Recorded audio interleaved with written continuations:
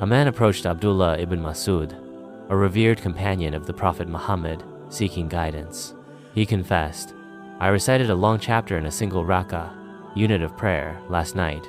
Abdullah ibn Masud, known for his deep understanding of Islamic practices, inquired, "Did you recite it quickly, like one recites poetry?" The man, slightly embarrassed, admitted to rushing through the verses. Abdullah ibn Masud then explained the importance of mindful recitation, emphasizing the Prophet's, peace be upon him, practice of combining shorter chapters in prayer to maintain both focus and fluency. He proceeded to list 20 chapters, 10 pairs, suitable for this purpose, each pair ideal for a single rak'ah.